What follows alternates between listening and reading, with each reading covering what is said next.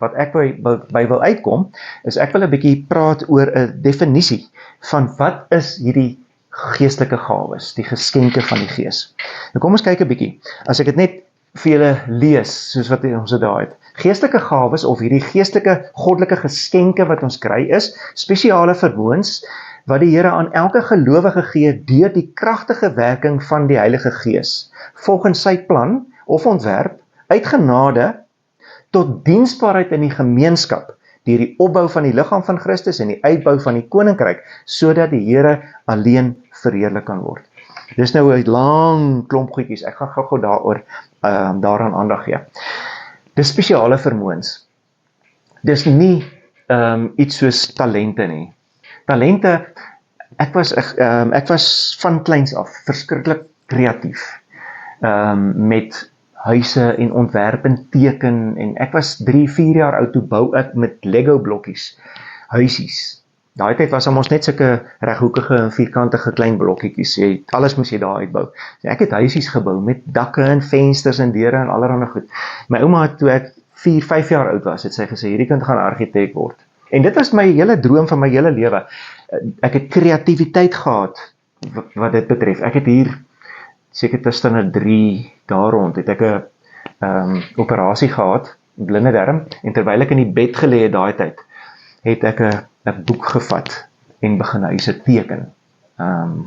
En later, dit het so geword dat ek hier so in standaard 6, graad 8, het ek 'n goeie vriend gehad, sy pa was 'n bouer, Chris van Nieuwkerk, en nou Chris se pa, was een van die beste bouers, goeie bouer.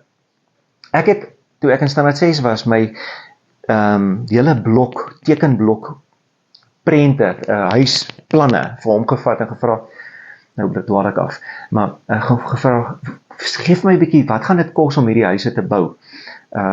Nou, dit was nie op standaard geteken nie, hy kon nie regtig, maar dit was soos in 12 jaar oud, het ek al, en dit was 'n natuurlike talent. Dis nie regtig 'n gawe nie, dit was 'n talent. Sommige mense het talente van kleins af.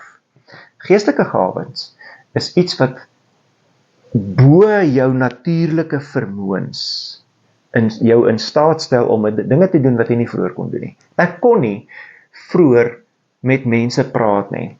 Dit was, speeches op skool was vir my verskriklik, ek kon dit nie doen nie. Selfs op universiteit, nadat die Here my geroep het, kon ek dit nie doen nie. Dit was net vir my 'n verskriklikheid. En die oomblik toe die Here die deur oopmaak om te bedien, het ek beleef dat die Here hierdie gawe vir my oopmaak, sodat ek bonatuurlik kon werk, en dat ek 'n boodskap kon bring aan mense, wat ek het nie 'n natuurlike vermoë daarvoor nie. Dis 'n goddelike vermoë, 'n bonatuurlike spesiale vermoë. Dis wat hierdie goddelike geskenke is, die genadegawes wat die Here vir jou gee. Jy kan dink jy het 'n klomp talente, maar dan kom die Here en hy verras jou met geskenke wat hy vir jou gee wat meer is as wat jy is. En dis wat ek beleef in my lewe, dit is meer as wat ek is, ek kan dit nie doen nie. Goed, dis spesiale vermoëns wat die Here gee aan elke gelowige. Dis net gelowiges wat gevul is met God se Gees, wat gawes, hierdie geskenke kan hê. Dis nie ongelowiges nie. Ongelowiges het dalk talente. Ongelowiges het dalk okkultiese werke. Ons sien dit daar in Handelinge. Handelinge 16 was daar 'n vrou wat rondgegaan het, en sy het geprofeteer. En sy het agter Paulus hulle aangestap en op 'n stadium met hulle vir haar gesê, luister, in die naam van Jesus, stop dit nou. En haar eienaar het baie geld gemaak uit hierdie storie uit. En toe die gees, bonatuurlik die okkultiese gees gebind is, toe kon sy nie meer profeteer nie, toe kon sy nie meer vir die ou geld maak nie. Hy was verskriklik kwaad natuurlik, want nou is sy inkomste gestop. Wat sê dit vir ons? Dit sê vir ons, dat hierdie soort van bonatuurlike verskynsels by ongelowiges is okkulties. Is nie van die Here af nie. Dit klink wonderlik en hoe, maar dit is nie van die Here af nie. So die oomblik toe dit gestop is, toe kon daardie bonatuurlike werking nie meer aangaan nie. Dit is hoe dit werk. Die werking van God se gees gee vir ons, vir elke gelowige, daardie een persoon was 'n ongelowige, toe dit die bonatuurlike okkultiese afgesny is dit verby. Dus hierdie ding gebeur deur die kragtige werking van die Heilige Gees. Nou ons het die Heilige Gees as inwonend, maar die Here het self gesê, wag tot die Heilige Gees kom, want dan sal julle krag van bo af kry. Werking van die Heilige Gees, die gawes van die Gees is krag van bo af.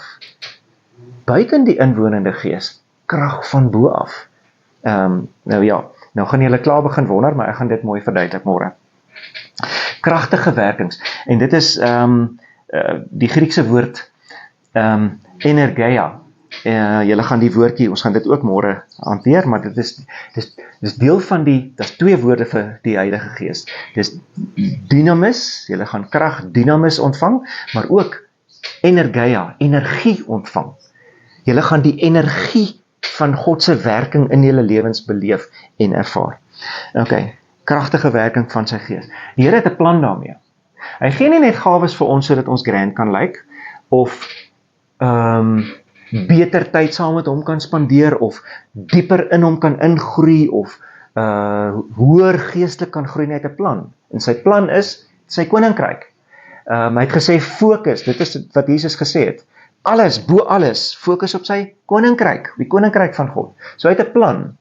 En sy plan is koninkryk, en hy gee gees, hy gee krag met hierdie werkings van die Gees, die gawes, sodat sy koninkryk kan kom, né? So dis sy plan. Al hierdie dinge is uit genade. Niks daarvan verdien ons nie, maar hy sê, ek trek julle mos nou in my plan. Ek trek julle nader aan my. Ek is opgewonde oor julle. Nie net om julle te gebruik nie, maar om julle naby my te hê. Julle moet groei.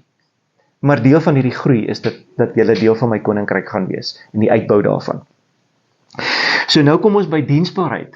Die Here gee vir ons, sy plan is koninkryk, binne die koninkryk diensbaarheid. Gawes word gebruik in diensbaarheid. Nou hierdie diensbaarheid sien ek op twee plekke. Dis binne die liggaam, die kerk, binne die liggaam van Christus. Ons is geroep om goeie dinge te doen vir mekaar, vir gelowiges teenoor mekaar, om die liggaam op te bou.